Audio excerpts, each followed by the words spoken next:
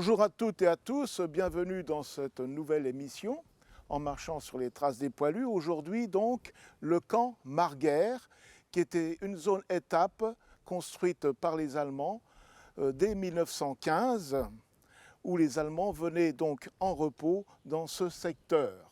Le camp Marguerre, du nom de son concepteur Hans Marguerre, qui était ingénieur donc au génie civil et qui a eu la tâche ici d'installer donc un camp de repos qui sera un peu plus tard destiné à la fabrication de béton.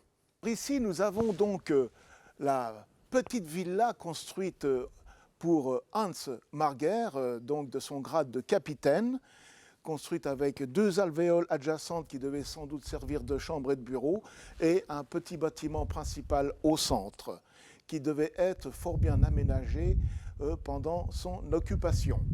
Et ici, devant la maison, nous avions donc des jardinières faites en béton également, pour vous dire que finalement, les Allemands étaient assez donc fins pour décorer et effectuer un environnement tout à fait paisible à ces petites bâtisses. Nous entrons maintenant à l'intérieur donc de cette petite villa, jadis occupée par le capitaine Hans Marguerre, qui est encore donc de très bonne facture, malgré quelques, disons, sévices subis par la nuit des temps, disons, mais qui est toujours donc debout, malgré le centenaire qui vient de s'écouler. Nous pouvons également apercevoir dans plusieurs alvéoles donc une fresque qui était peinte. Donc on suppose que les Allemands avaient la main assez artistique pour peindre les murs et effectuer une fresque. Le camp était aménagé en 3 zones. Nous avions donc la zone vie où étaient cantonnés les soldats, où ils pouvaient se reposer, se restaurer, ainsi de suite. Une zone logistique qui était installée de l'autre côté donc, de ce petit chemin. Et nous avions une zone de travail qui se situait vers l'arrière. Tout ceci sur un terrain donc, englobant en gros 2 hectares. Alors les Allemands avaient construit pas mal de bâtisses pour eux. Ils avaient même bâti un casino où ils pouvaient regarder quelques films, se distraire, et ils avaient aussi bâti même des baignoires en béton pour se rafraîchir surtout l'été. Alors cette zone, on peut dire qu'elle n'a jamais été donc bombardée, vu qu'il n'y a pas aucun trou de bombardement ici pratiquement, et qu'elle a connu, disons, une situation assez paisible, même pendant la bataille de Verdun. Mais imaginez-vous le soldat allemand qui venait se reposer, Verdun étant simplement qu'en gros qu'à une quinzaine de kilomètres à vol d'oiseau, il devait quand même entendre les roulements continus de bombardements jour et nuit durant ces 10 mois de bataille. Mais qu'importe, ces Allemands donc venaient ici quelque temps pour se reposer et surtout après pour entretenir la forme, travailler à élaborer du béton à titre d'essai. Et c'est pour ça que Hans Marguerre, donc ingénieur dans le génie civil, a été détaché ici justement pour effectuer des bétons tests. Les Allemands ont testé du béton justement pour construire des abris que vous avez derrière moi. Des abris mais sans fondation, installés simplement sur un lit de sable. Donc il fallait du béton assez résistant et ces abris étaient construits, disons, pour une 50aine d'hommes. Et nous pouvons remarquer notamment ici, que nous avons celui-ci face à nous, cet abri que nous avons ici correspond étrangement, si vous voulez, au même abri effectué dans la forêt de Gobessart qui servait d'hôpital. Notamment, nous avons à peu près la même chicane pour y rentrer. Ce bâtiment, où nous sommes ici, c'est donc le casino qui servait donc pour la troupe lorsqu'elle venait se reposer ici. Une partie, disons, spectacle et probablement une partie bar donc de l'autre côté. Et on peut remarquer, lorsque le béton est écoulé, on voit de ce côté-ci sans doute des planches Et de l'autre côté, nous avons plus marqué vers l'arrière donc des tôles ondulées. Nous avons face à nous donc deux blocos, un sur notre gauche et un peu l'autre sur notre droite qui est en piteux état. Alors les Allemands donc étaient friands de construire ces choses-là pour montrer à la population qu'ils construisaient de choses, disons, très performantes pour batailler dans le secteur.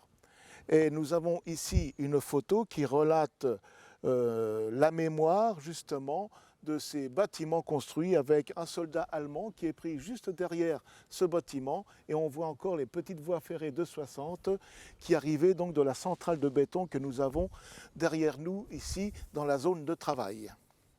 Nous sommes dans la zone de travail ici et je suis au milieu de ce qui servait à l'époque de centrale à béton qui reposait sur les 4 piliers ici, avec ici un passage pour les wagonnets, pour charger donc en sable, en ciment et au retour décharger le béton dans les wagonnets qu'ils poussaient pour aller construire donc les abris en test, voire même ils poussaient aussi ces wagonnets pour aller beaucoup plus loin, construire des plateformes d'artillerie, comme on a vu la batterie de Sorel, qui n'est pas loin d'ici, au début de la forêt d'Ingry, et aussi pour également la batterie donc, à Loison. Alors après avoir vu donc, à l'intérieur du camp Marguerre, les infrastructures concernant donc l'emploi des gens qui venaient en repos, notamment pour effectuer des tests de béton, et aussi donc l'implantation des bâtiments pour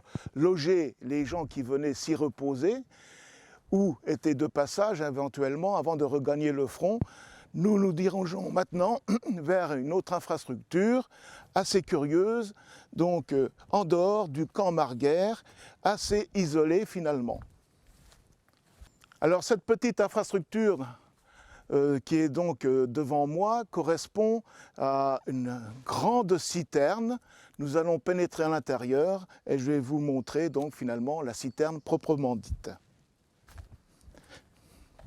Alors là, nous sommes vraiment à l'intérieur de la citerne, ce grand réceptacle d'eau que nous pouvons voir finalement à l'intérieur, de très grande capacité, puisque ça va de part et d'autre, donc le petit bâtiment dans lequel nous sommes actuellement. Ça peut renfermer pas mal de milliers de mètres cubes d'eau, qui devait alimenter, à mon avis, donc les baignoires que nous allons voir dans quelques instants. Alors, nous sommes sur la citerne proprement dite, et je suppose que ça doit être la borne de remplissage. Et d'ailleurs, on peut voir encore à l'intérieur l'eau stagner. Et là, finalement, ça devait être sans doute un tuyau donc d'aération de l'eau, c'est possible, avec une cheminée. Voilà.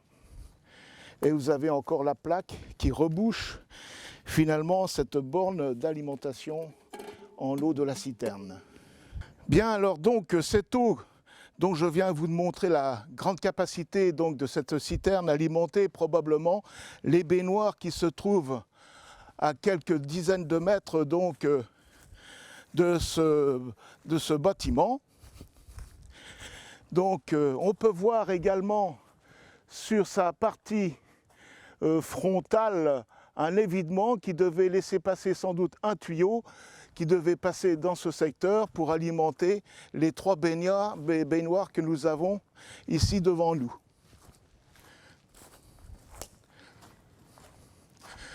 Voilà, donc un lieu de repos, de loisirs finalement, où les soldats allemands, bien sûr, parce qu'il s'agit bien d'eux, après avoir œuvré toute une journée et pour se détendre, venaient peut-être ici à tour de rôle prendre un bain salvateur pour, disons, se refaire une santé.